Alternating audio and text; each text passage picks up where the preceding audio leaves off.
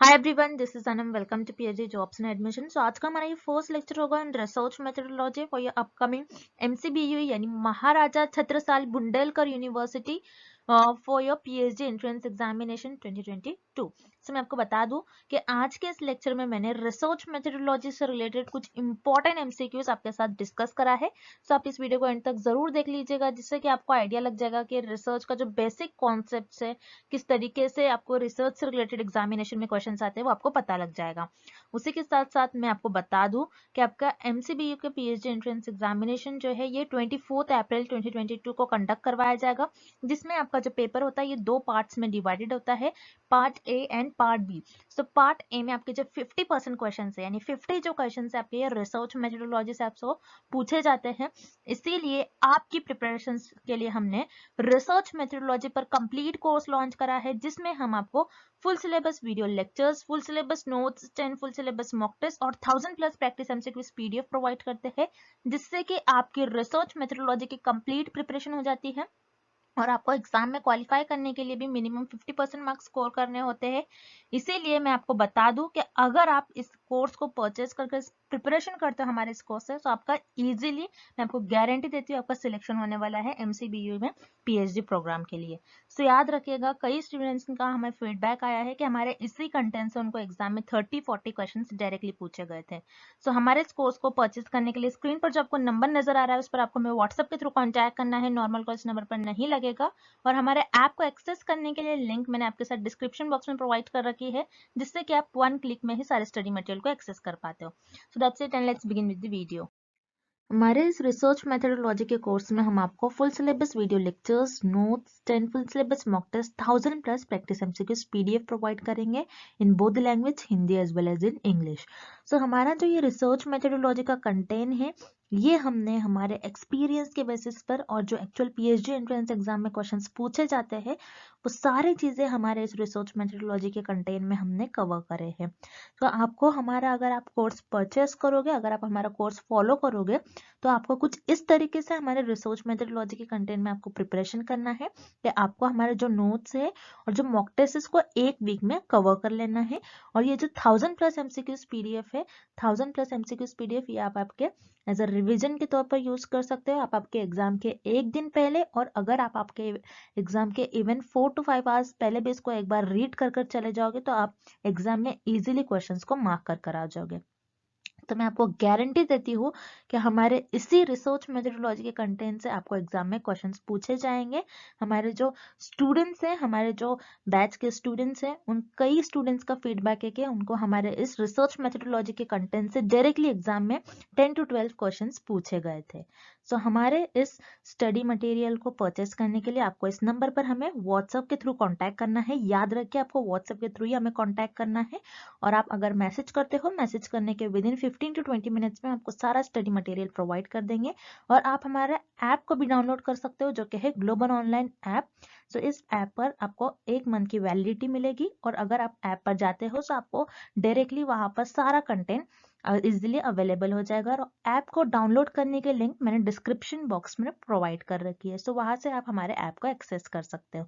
And let's begin with the video. पहला प्रश्न, अनुसंधान का सर्वोत्तम अर्थ है। The best meaning of research is. इस प्रश्न में हमें पता लगाना है कि अनुसंधान का अर्थ क्या होगा, यानी अनुसंधान की परिभाषा क्या होगी। सो इस क्वेश्चन में हमें ये फाइंड आउट करना है कि रिसर्च का मीनिंग क्या होगा या फिर रिसर्च की डेफिनेशन क्या होगी। सो जैसे कि हम रिसर्च मेथोडोलॉजी पढ़ रहे हैं यानी अनुसंधान क्रियाविधि पढ़ रहे हैं, तो हमें पता होना चाहिए कि अनुसंधान का मतलब क्या होता है। तो पहले हम इस प्रश्न में देखेंगे कि अनुसंधान का मीनिंग क्या होगा और अनुसंधान का अर्थ क्या होता है। तो हम एक एक कर सारे विकल्पों को देखेंगे और पता लगाएंगे कि इस प्रश्न का आपका सही उत्तर क्या होगा। तो पहले हम ऑप्शन सी देखेंगे। Option C, search for universal truths of life. जीवन के सार्वभौमिक सत्य की खोज करना। तो यहाँ पर यूनिवर्सल ट्रूथ्स ऑफ लाइफ को हम सर्च कर रहे हैं, तो इसे हम कहते हैं स्पिरिचुअलिटी। अब स्पिरिचुअलिटी क्या होती है आपको ये पता होना चाहिए। जैसे हम जीवन में, इस जीवन में क्यों आए हैं, हम हमारी मृत्यु होने के बाद हम कहाँ जाएंगे, ओके, हम इस वर्ल्ड में क्यों आए हैं। सो उसे हम कहते हैं स्पिरिचुअलिटी, जो कि यूनिवर्सल ट्रूथ है, यानी आपके वर्ल्ड से रिलेटेड कुछ ट्रूथ्स है।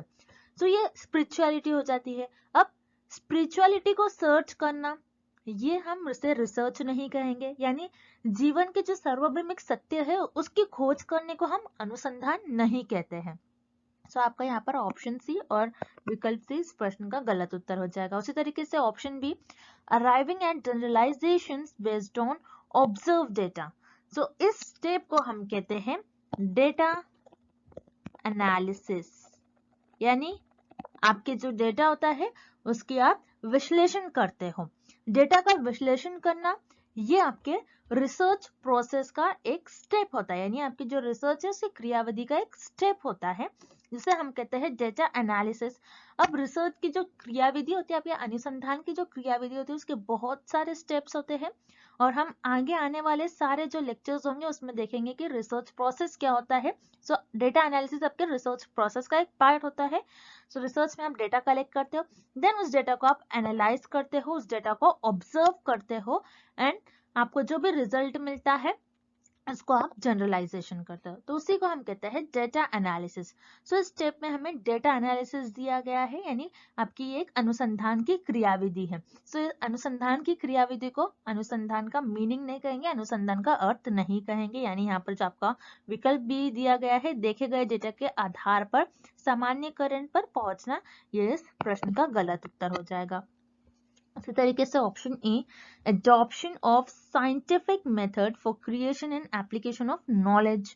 यस, ये आपके हो जाएगी रिसर्च की करेक्ट मीनिंग और करेक्ट डेफिनेशन, यानी ज्ञान के सृजन और अनुप्रयोग के लिए वैज्ञानिक पद्धति को अपनाना, यानी यहाँ पर आप क्या कर रहे हो, साइंटिफिक मेथड यूज कर रहे हो।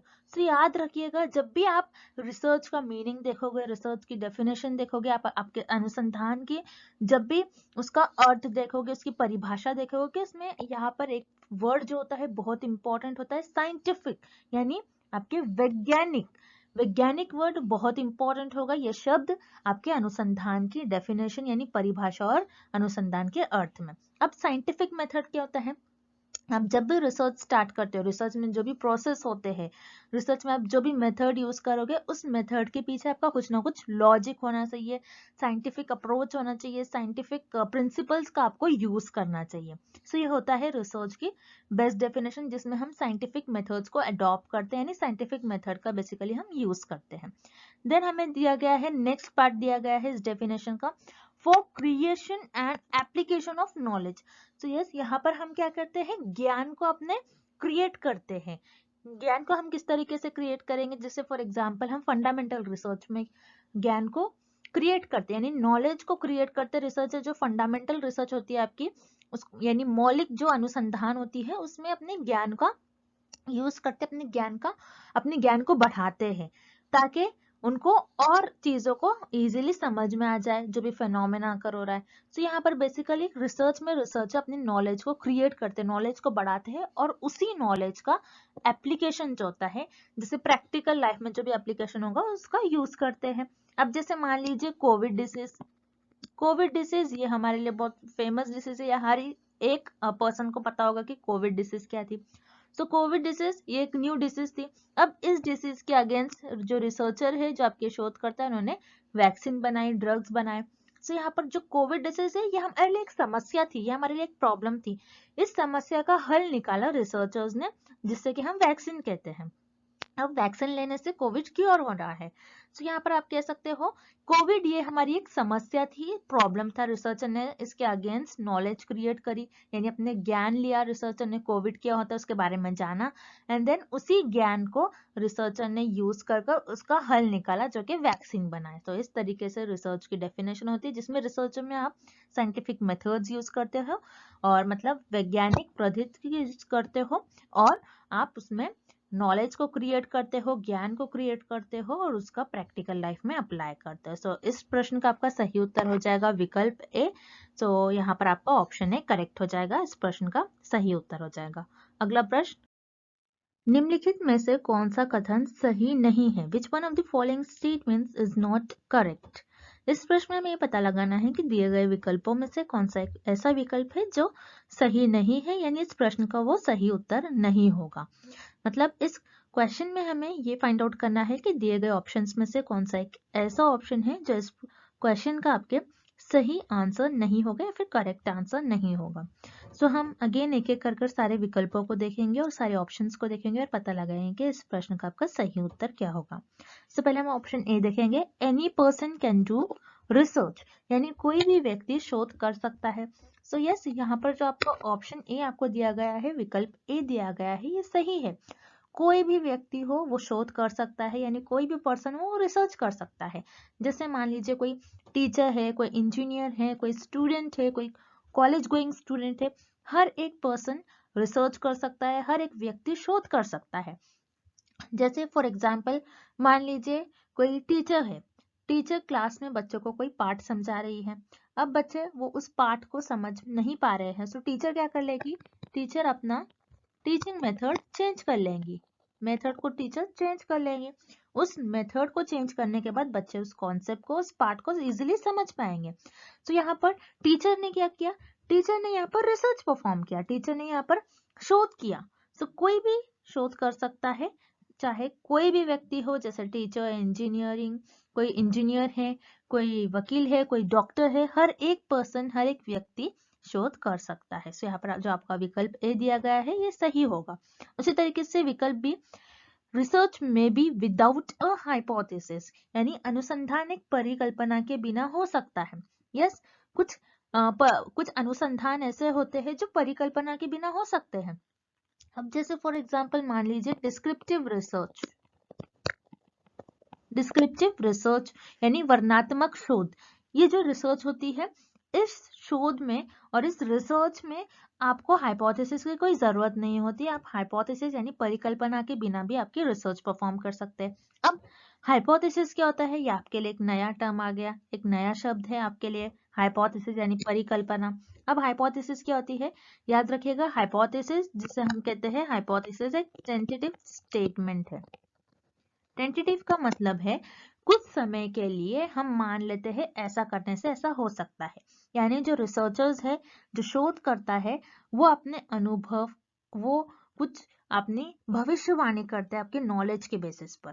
सो याद रखिएगा, हाइपोथेसिस यानी परिकल्पना उसे कहते हैं जिसे हम कुछ समय के लिए मान लेते हैं। यानी रिसर्चर्स जो है बेसिकली यहाँ पर भविष्यवाणी करते हैं अपने नॉलेज के बेसिस पर, उनको जो भी ज्ञान होता है उसके बेसिस पर कुछ भविष्यवाणी करते हैं, ऐसा करने से ऐसा हो सकता है, और कुछ समय के लिए मान लेते हैं और उसी को अपने रिसर्च में टेस्ट करते हैं।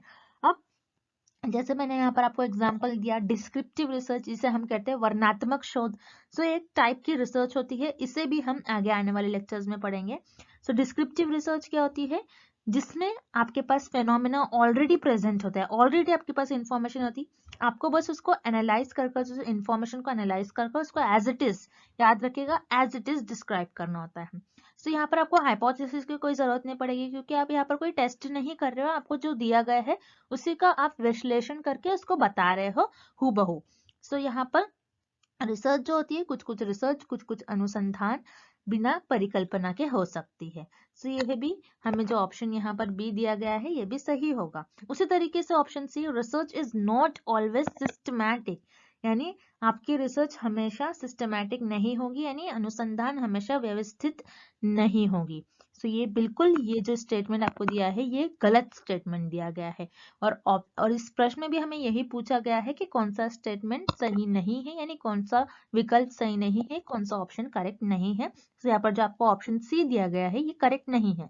तो यहाँ पर ऑप्शन सी इस प्रश्न का आपका सही उत्तर हो जाएगा। अब ऑप्शन सी क्या बता रहा है कि रिसर्च जो होती है आपकी ऑलवेज सिस्टमैटिक नहीं होती, यानी अनुसंधान हमेशा आपकी व्यवस्थित नहीं होती है। सो याद रखिएगा, बहुत इंपॉर्टेंट है, अनुसंधान जो आपकी होती है वो हमेशा व्यवस्थित होती है, यानी हमेशा ऑलवेज वो सिस्टमैटिक होती है। सिस्टमैटिक का मतलब क्या होता है, जिसमें आप पर्टिकुलर कोई स्टेप फॉलो कर रहे हैं, कुछ स्ट्रक्चर फॉलो कर रहे हैं। यानी अगर मैं एक स्टेप के बेसिस पर जाऊंगी, यानी मैं फर्स्ट स्टेप परफॉर्म कर रही हूँ तो उसके बाद मुझे सेकेंड, देन थर्ड, एक स्टेप फॉलो करना होता है, उसी वे में मुझे रिसर्च परफॉर्म करनी होती है, उसी वे में मुझे अनुसंधान करना होता है। मैं किसी भी तरीके से ऐसा नहीं जा सकती हूँ, जिगजैग मैनर में मैं नहीं जा सकती, यानी मैंने एक मेथड यूज करा फिर मैं डायरेक्ट थर्ड मेथड पे जाऊंगी, ऐसा नहीं हो सकता है। अनुसंधान यानी आपकी जो रिसर्च होती है हमेशा व्यवस्थित होती है, सिस्टमैटिक होती है, आप एक स्ट्रक्चर फॉलो करते हैं, स्टेप्स फॉलो करते हैं, स्टेप बाय स्टेप आप आपकी रिसर्च को परफॉर्म करते हो। क्योंकि आपकी जो रिसर्च होती है वो 1 और 2 मंथ की नहीं होती है, आपको उसके लिए 3 years to 6 years देना पड़ता है, यानी 3 से 6 साल के तक आप रिसर्च करते हो। तो इसीलिए रिसर्च को सिस्टमैटिक मैनर में करना होता है, ना कि आपको कैसे भी आप नहीं कर सकते हो, जिगजैग मैनर में आपको कुछ स्टेप्स परफॉर्म करने होते हैं। सो याद रखिएगा, रिसर्च इज ऑलवेज और research must always be systematic, यानी अनुसंधान आपकी हमेशा व्यवस्थित होनी ही चाहिए। तो इस प्रश्न का आपका सही उत्तर हो जाएगा ऑप्शन सी, क्योंकि यहाँ पर जो आपको ऑप्शन सी दिया गया है ये सही विकल्प नहीं है। अगला प्रश्न, अनुसंधान का संबंध किससे है? Research is related with. इस प्रश्न में हमें पता लगाना है कि अनुसंधान का संबंध किस ऑप्शन से है, यानी किस विकल्प से है, यानी रिसर्च किस ऑप्शन से रिलेटेड है और लिंक्ड है। यानी हमें इस प्रश्न में बेसिकली ये बताना है कि रिसर्च में हम क्या क्या करते हैं, यानी अनुसंधान में हम क्या क्या परफॉर्म करते हैं, अनुसंधान में हम बेसिकली क्या करते हैं। सो हम अगेन एक एक कर सारे विकल्पों को देखेंगे और पता लगाएंगे कि इस प्रश्न का आपका सही उत्तर क्या होगा।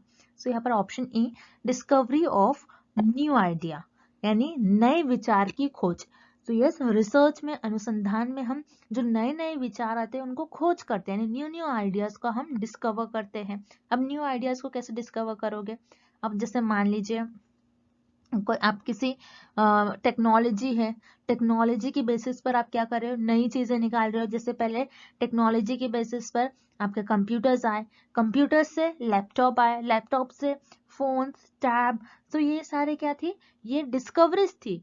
एक कुछ हमें कुछ थोड़ा सा नॉलेज आ गया, उसके बेसिस पर हमने नई नई आइडियाज को खोज करा, नई नए विचारों की खोज की, हमने नए नए आइडियाज को डिस्कवर किया। यानी टेक्नोलॉजीज की बेसिस पर पहले साइकिल थी, उससे बाइक आई, बाइक से कार आई। सो यहाँ पर हम क्या करें, न्यू न्यू आइडियाज को हम डिस्कवर कर रहे हैं, यानी नए नए विचारों को हम खोज रहे हैं। तो ये होता है आपके रिसर्च में। रिसर्च इस चीज से ही रिलेटेड होता है। रिसर्च का मतलब क्या होता है, कुछ नया निकालना। रिसर्च यानी अनुसंधान। अनुसंधान किसका संबंध होता है? बेसिकली अनुसंधान का अगर आप मीनिंग देखोगे तो आपको ये पता चलेगा कि हम कुछ नई नई चीज को डिस्कवर करते हैं। इसी तरीके से आपकी मौलिक अनुसंधान जो होती है, यानी आपकी फंडामेंटल रिसर्च जो होती है, उसमें आप क्या करते हो, उसमें आप नई नई चीजों को तो ही डिस्कवर करते हो, new ideas, new theory, new concept को आप डेवलप करते हो, डिस्कवर करते हो। तो आपका इस प्रश्न का ऑप्शन ए सही हो जाएगा, क्योंकि रिसर्च इससे रिलेटेड होती है। देन उसी तरीके से option B, solution of a problem, यानी एक समस्या का आप समाधान निकाल रहे हो। किसी भी समस्या का आप समाधान निकाल रहे हो, जैसे वो समस्या सामाजिक भी हो सकती है, कोई मेडिकल समस्या भी हो सकती है, मेडिकल प्रॉब्लम भी हो सकती है। जैसे मान लीजिए कि समाज है, समाज में बहुत ज्यादा गरीबी बढ़ रही है, यानी पॉवर्टी ज्यादा हो रही है। पॉवर्टी जो ज्यादा हो रही है समाज में, उस पॉवर्टी को हमको किस तरीके से डिक्रीज करना है, पॉवर्टी को किस तरीके से हमें समाज में कम करना है। सो ये एक सामाजिक प्रॉब्लम हो गई, एक सामाजिक समस्या हो गई, उसका हम समाधान निकालते हैं रिसर्च में ही। उसी तरीके से मान लो कुछ प्रॉब्लम आ गई, जैसे बहुत फेमस है अगेन कोविड डिसीज, कोविड आ गया, कोविड डिसीज आ गई।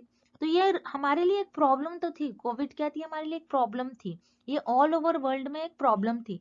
इसी प्रॉब्लम को, इसी समस्या का समाधान किस वजह से निकला? रिसर्च की वजह से, क्योंकि हमने रिसर्च में नई नई नॉलेज का खोज किया, ज्ञानों का खोज करा। देन उस ज्ञान का हमने अपनी सामाजिक समस्या का समाधान करने में यूज करा।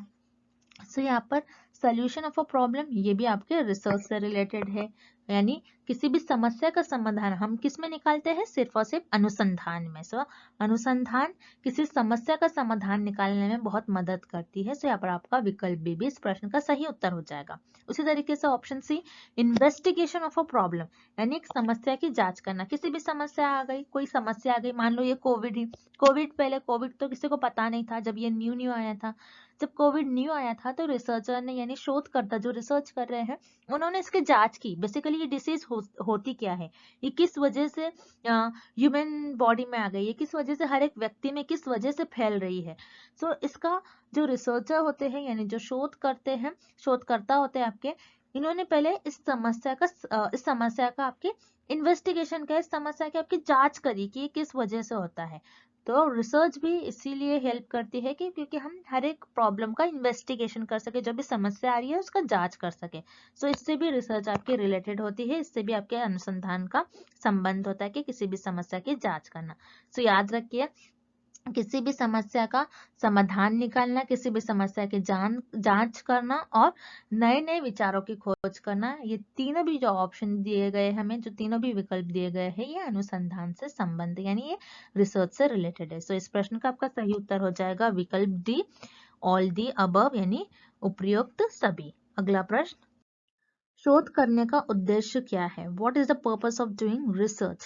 इस प्रश्न में हमें पूछ रहा है कि शोध करने का आपका उद्देश्य क्या है, मतलब आप रिसर्च जो परफॉर्म करते हो उसका पर्पस क्या होता है, यानी आप बेसिकली शोध क्यों परफॉर्म करते हो, उसका उद्देश्य क्या होता है, उसका एम क्या होता है, उसका पर्पस क्या होता है, हमें ये पता करना है इस प्रश्न में। जैसे कि हमने पिछला प्रश्न सॉल्व करा, उसी का हमें एप्लीकेशन पूछा जा रहा है इस प्रश्न में, यानी जो हमने पिछला प्रश्न सॉल्व किया उसी का हमें उपयोग पूछा जा रहा है।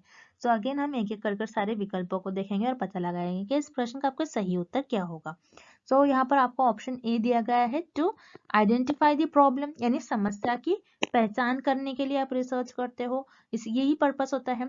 सो यस, आपकी जो रिसर्च होती है, रिसर्च का जो मेन एम होता है, जो उद्देश्य होता है, जो पर्पस होता है, यही होता है कि किसी भी समस्या का पहचान करना, किसी भी समस्या को पहचानना, किसी भी प्रॉब्लम का आइडेंटिफिकेशन करना।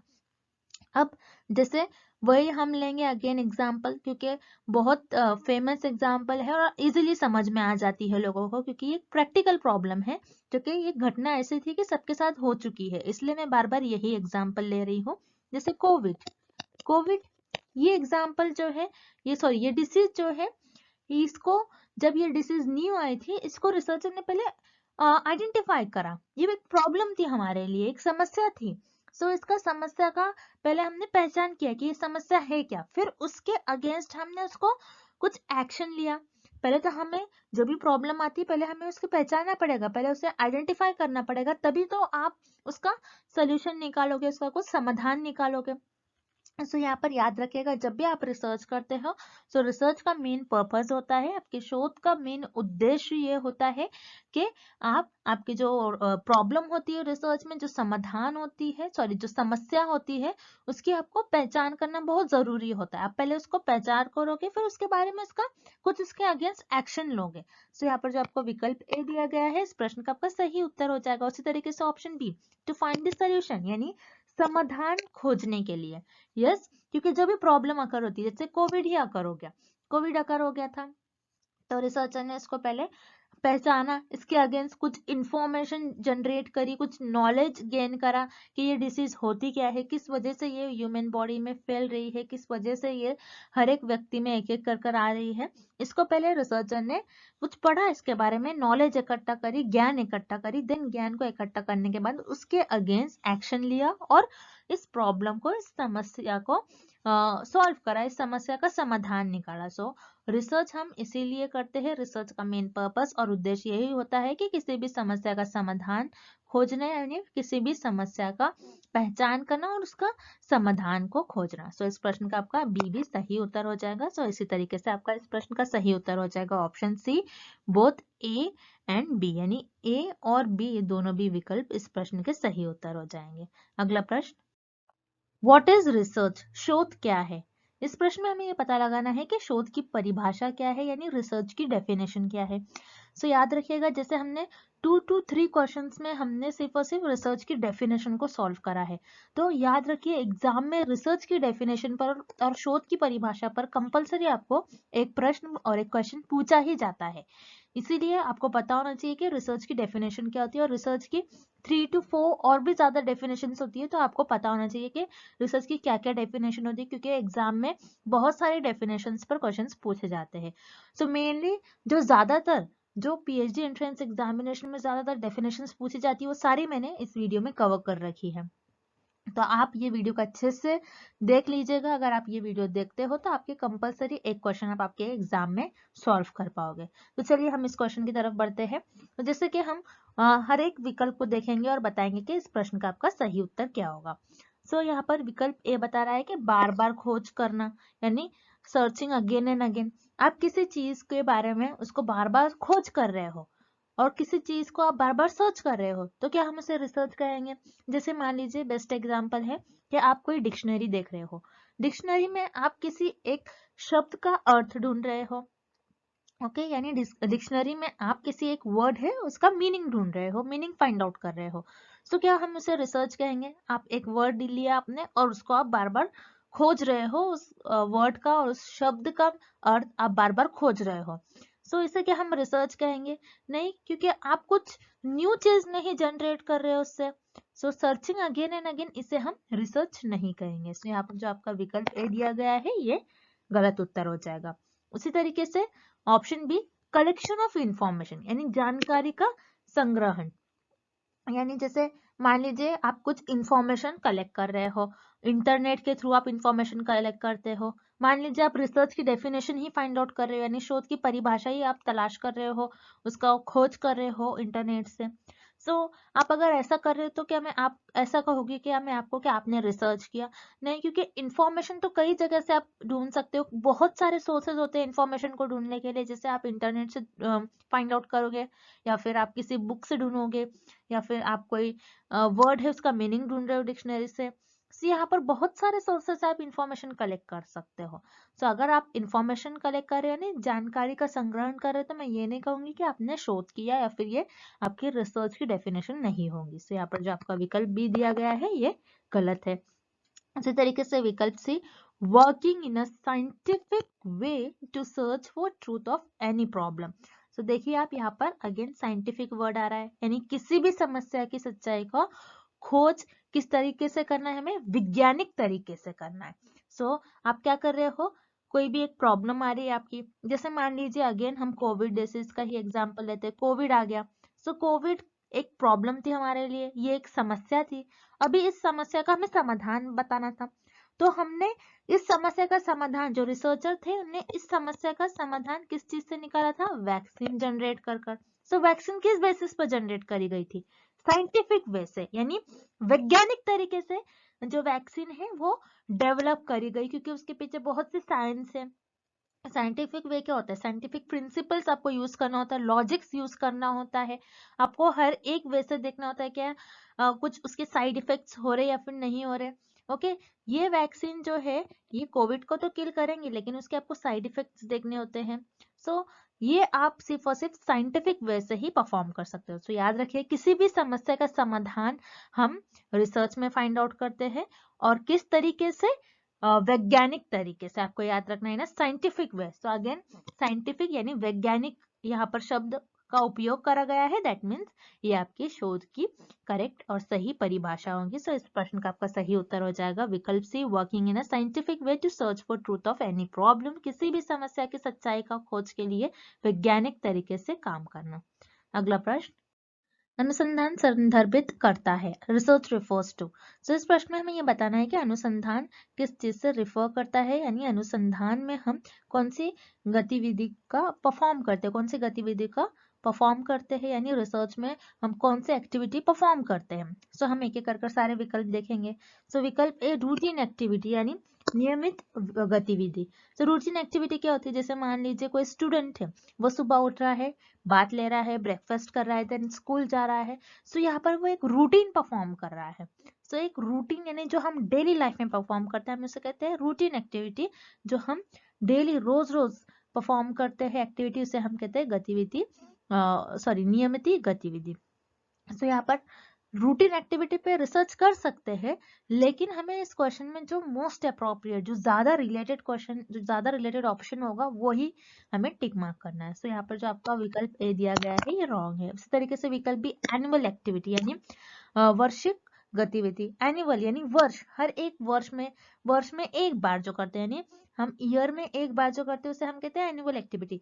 लेकिन इस पर भी हो सकता है, लेकिन इस क्वेश्चन का ये अप्रोप्रिएट आंसर नहीं है, ये ज्यादा रिलेटेड आंसर नहीं है। इसी तरीके से ऑप्शन सी ओकेजनल एक्टिविटी यानी समस्यिक गतिविधि, ओकेजनल यानी समटाइम्स, जो हम कभी कभार करते हैं।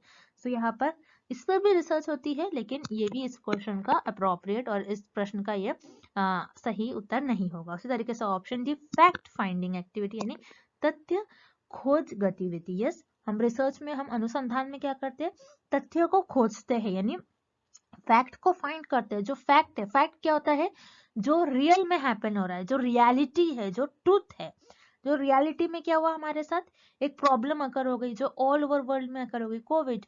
कोविड एक रियलिटी में वो डिसीज अकर हुई थी, सो वो एक फैक्ट है, वो रियलिटी है।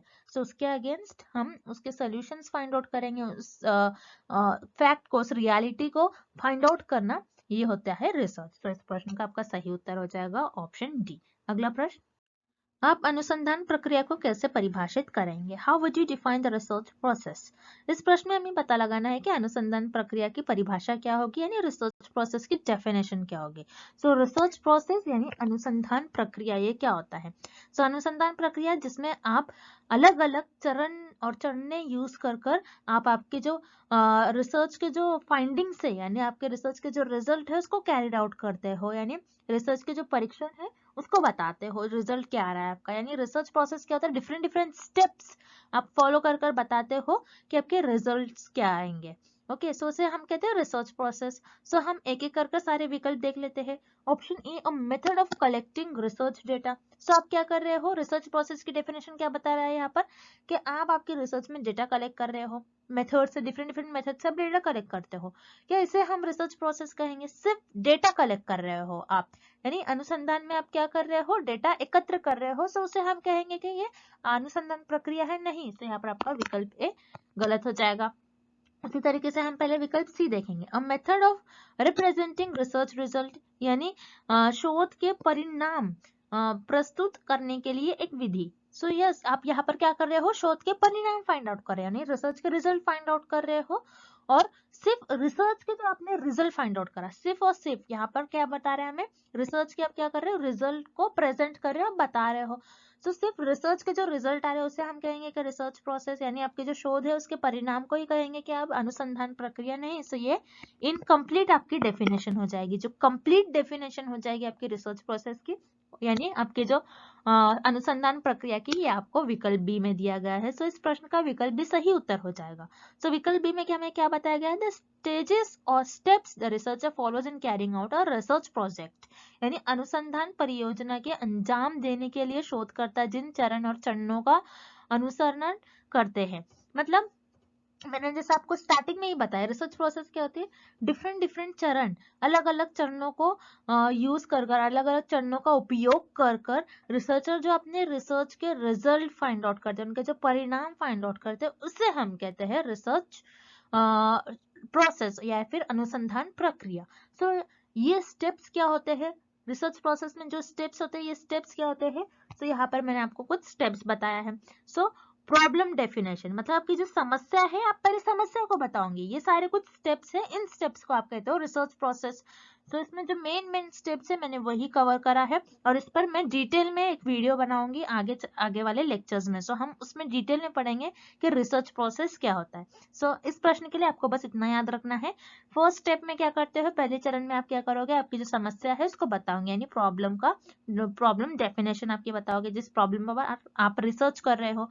देन डेटा कलेक्शन, आप डेटा को एकत्र करोगे, डेटा को कलेक्ट करोगे नेक्स्ट स्टेप में। देन उस डेटा को आप एनालाइज करोगे, उस डेटा का आप एनालाइज करोगे, ओके, परीक्षण करोगे उस डेटा का आप। देन कंक्लूजन्स आप फाइंड करोगे, एंड लास्ट आप उसका परीक्षण यानी रिजल्ट फाइंड आउट करोगे। तो ये सारे स्टेप्स मिलाकर आप इसे कहते हो रिसर्च प्रोसेस, ना कि सिर्फ डेटा कलेक्ट करने को और ना ही कि सिर्फ रिजल्ट फाइंड आउट करने को, बल्कि सारे जो एकत्र, ये सारे चरणों को हम कहते हैं अनुसंधान प्रक्रिया। सो इस प्रश्न का आपका सही विकल्प हो जाएगा विकल्प बी। अगला प्रश्न, what is the pilot study? एक पायलट अध्ययन क्या है? सो इस प्रश्न में पूछा जा रहा है कि पायलट स्टडी यानी पायलट अध्ययन का मतलब क्या होता है। सो याद रखिएगा, पायलट स्टडी में ना आपके पायलट्स इन्वॉल्व होते हैं, ना ही आप एयरप्लेन्स के बारे में स्टडी करते, यानी पायलटों के बारे में आप कोई अध्ययन नहीं करते, और ना ही किसी हवाई जहाज के बारे में आप कोई अध्ययन करते। सो इस प्रश्न का ऑप्शन बी यानी विकल्प बी और सी इस प्रश्न का गलत उत्तर हो जाएंगे। उसी तरीके से इस प्रश्न का आपका सही उत्तर हो जाएगा ऑप्शन ए, एक छोटे पैमाने पर प्रारंभिक अध्ययन, a small scale preliminary study. अब स्मॉल स्केल प्रिलिमिनरी स्टडी क्या होती है, मतलब आप एक छोटे पैमाने पर पहले कुछ अध्ययन करके देखोगे कि वो सक्सेसफुल हो रहा है फिर नहीं हो रहा है, उससे आपको पता चल जाएगा कि इस स्टडी की फिजिबिलिटी है या नहीं। बेसिकली पायलट स्टडी इसलिए करते हैं हम, ताकि हम देख सके उस स्टडी का फिजिबिलिटी क्या है, क्या वो स्टडी फिजिबिलिटी होगी। मतलब हम एक उदाहरण के थ्रू जानेंगे, यानी एक एग्जाम्पल के थ्रू जानेंगे। मान लीजिए गवर्नमेंट है, गवर्नमेंट स्कूल्स में government mid day meal program launch करना चाहती है। Okay, mid day meal program launch करना चाहती है। सो मिड डे मील क्या होता है आपको पहले ये पता होना चाहिए। मिड डे मील मतलब एक भोजन कराया जाता है विद्यार्थियों को, ताकि वो स्कूल की तरफ उनका अट्रैक्शन हो, वो स्कूल की तरफ आए। यानी स्टूडेंट्स को एक मील प्रोवाइड किया जाता है, यानी एक वक्त का उनको खाना दिया जाता है स्कूलों में, ताकि वो स्कूल की तरफ आए, उनका एजुकेशन की तरफ अट्रैक्ट हो। सो यहाँ पर गवर्नमेंट को इस प्रोग्राम पर स्टडी करना है, जो कि है मिड डे मील, यानी एक टाइम का उनको खाना प्रोवाइड किया जाता है। सो यहाँ पर इस प्रोग्राम को सक्सेसफुल होने के लिए, यानी क्या इस प्रोग्राम से लॉन्च करने पर स्टूडेंट्स आ रहे हैं या फिर नहीं स्कूल में, ये देखने के लिए गवर्नमेंट ने ये प्रोग्राम का एक स्मॉल स्केल पर गवर्नमेंट स्टडी करेगी। मान लीजिए कोई स्मॉल डिस्ट्रिक्ट है, उस डिस्ट्रिक्ट में गवर्नमेंट ने एक स्कूल है, उसमें mid day meal program launch कर देखा। सो यहाँ पर गवर्नमेंट को ये पता चल रहा है कि मिड डे मील प्रोवाइड करने से जो स्टूडेंट्स है वो एजुकेशन की तरफ अट्रैक्ट हो रहे, स्कूल की तरफ आ रहे हैं, ज्यादा जो विद्यार्थी है वो स्कूलों की तरफ आ रहे हैं, स्कूल में पढ़ने के लिए आ रहे हैं। सो इससे पता चलता है कि ये प्रोग्राम सक्सेसफुल है। सो इससे क्या करेंगे गवर्नमेंट, और सिटीज में भी जो स्कूल है उनमें भी mid day meal program launch करना स्टार्ट कर देंगे। यानी mid day meal program, sorry, ये पायलट स्टडी का मतलब क्या होता है कि जो स्मॉल स्केल पर पहले एक छोटे पैमाने पर अध्ययन परफॉर्म किया जाता है, अगर वो सक्सेसफुल होता है तो ही उसे लार्ज स्केल पर परफॉर्म करेंगे। सो इस प्रश्न का आपका सही उत्तर हो जाएगा ऑप्शन ए, एक छोटे पैमाने पर प्रारंभिक अध्ययन या स्मॉल स्केल प्रिलिमिनरी स्टडी। अगला प्रश्न, Which of the following options are the main task of research? निम्नलिखित में से कौन से विकल्प शोध के मुख्य कार्य है? सो इस प्रश्न में हमें ये पता लगाना है कि शोध के मुख्य कार्य हमें किस विकल्प में दिए गए हैं। यानी इस प्रश्न में हमें ये पता लगाना है कि रिसर्च के मेन टास्क हमें किस ऑप्शंस में गिवन है। सो हम एक एक करके सारे ऑप्शन देखेंगे। Option A, to learn new things, yes, नई चीजों के बारे में कुछ सीखना। अब जैसे मान लीजिए फॉर एग्जाम्पल कोविड डिसीज जब आई थी, तो रिसर्चर ने उसके अगेंस्ट कुछ ना कुछ इन्फॉर्मेशन ली। उस रिसर्चर को, किसी को भी नहीं पता था कि कोविड क्या है पहले, तो रिसर्चर ने इसके बारे में नई नई इन्फॉर्मेशन जनरेट करी, कुछ सीखा, कुछ नया सीखा होगा उसके थ्रू। सो यस, रिसर्च का मेन टास्क ही होता है कि हम नई नई चीजें सीखते रहते हैं। सो इस प्रश्न का आपका विकल्प ए सही हो जाएगा। उसी तरीके से विकल्प B, research give us the latest information, यानी अनुसंधान आपको नवीनतात्मक जानकारी देता है। तो यहाँ पर आपका विकल्प बी भी सही हो जाएगा, क्योंकि रिसर्च जो है आपको लेटेस्ट, जो नवी नवी इंफॉर्मेशन है, ये आपको आपकी जानकारी देता है। जैसे मान लीजिए आईफोन है, हर ईयर में आईफोन लॉन्च होते रहता है, तो आपको पता होगा आईफोन में जो रिसर्चर्स होते हैं जिन्होंने आईफोन लॉन्च करते हैं, तो हर आईफोन में आपको कुछ ना कुछ इंक्रीमेंट देखने मिलेगा, उसके फीचर्स में, पिक्सल में, तो कुछ ना कुछ आपको नया देखने मिलता है। सो यस, रिसर्च के ही बेसिस पर हम आईफोन को डिजाइन करते हैं। सो यहाँ पर लेटेस्ट इंफॉर्मेशन हमें मिलती है रिसर्च में, ये भी सही है। उसी तरीके से option C, research help us with problem solving, यानी अनुसंधान समस्या समाधान में मदद करता है। सो अभी तक हमने जितने भी प्रश्न को सॉल्व किए, हर एक प्रश्न में हमने यही देखा है कि रिसर्च का मेन टास्क, जो मेन आप कहोगे जो इम्पोर्टेंट टास्क होता है, यही होता है कि समस्या का समाधान निकालना। सो इस प्रश्न का आपका विकल्प सी भी सही हो जाएगा, और इस क्वेश्चन का आपका करेक्ट ऑप्शन हो जाएगा ऑप्शन डी, उपरोक्त सभी, यानी ऑल दी अबव, सारे यहाँ पर विकल्प आपके सही होंगे। सारे ये भी मेन टास्क होते हैं आपके, यानी मुख्य कार्य होते हैं शोध के। अगला प्रश्न, the depth of research can be done by, शोध की गहराई का अंदाजा किससे लगाया जा सकता है। सो इस प्रश्न में पूछा जा रहा है कि शोध की गहराई, यानी रिसर्च की जो डेप्थ है, उसका अंदाजा किस ऑप्शन से लगाया जा सकता है। सो हम अगेन एक एक कर सारे ऑप्शंस देख लेंगे। सो यहाँ पर आपको ऑप्शन ए दिया गया है, title of the research work, यानी शोध कार्य का शीर्षक। अभी टाइटल, यानी रिसर्च का कुछ टाइटल है, आपने जो भी आपके रिसर्च में वर्क किया उसका कुछ टाइटल है, यानी जिस प्रॉब्लम पर आप रिसर्च कर रहे हो, जो टाइटल है आपके रिसर्च का, जो शीर्षक है। अब मान लीजिए आपके रिसर्च का शीर्षक ये है कि आप किसी ड्रग पर काम कर रहे हो। जैसे मान लीजिए आप कोई डिसीज है, जैसे मान लीजिए लंग डिसीज है, लंग डिसीज के अगेंस्ट आप कोई ड्रग फॉर्म कर रहे हो। सो आप कोई XYZ कोई ड्रग है, उस ड्रग पर आप काम कर रहे हो। तो यहाँ पर ये आपका एक टाइटल हो गया। अब मैं बोलूंगी इस ड्रग पर मैं स्टडी करी हूँ, मैंने इस ड्रग पर रिसर्च करी है।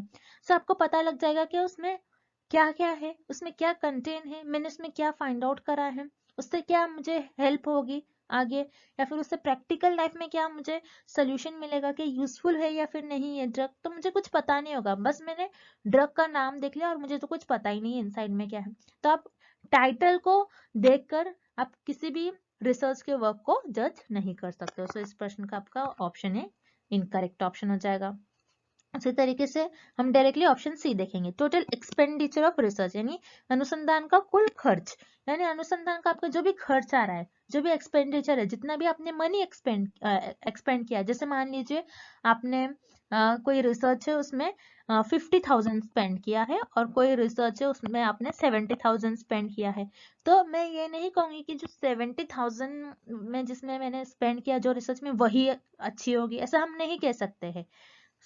यहाँ पर आप कोई डिफरेंस नहीं कह सकते कि जिसमें ज्यादा पैसे लगे वही अच्छा हो गया, ऐसा भी हो सकता है ये रिसर्च भी तो अच्छी हो सकती है जिसमें 50,000 स्पेंड किया है। हम याद रखिए किसी भी जो रिसर्च है उसकी गहराई का अंदाजा उसके कुल खर्च से नहीं लगाया जाता है। उसी तरीके से option D, duration of research, यानी शोध की अवधि। अब किसी शोध की अवधि ज्यादा होती है और किसी शोध की अवधि कम होती है, किसी शोध का ड्यूरेशन ज्यादा होगा, किसी का कम होगा। जैसे मान लीजिए कोई रिसर्च 3 इयर्स में कंप्लीट हो जाती है, कोई कुछ रिसर्च 6 इयर्स में, कुछ रिसर्च 5 इयर्स में ही कंप्लीट हो जाती है।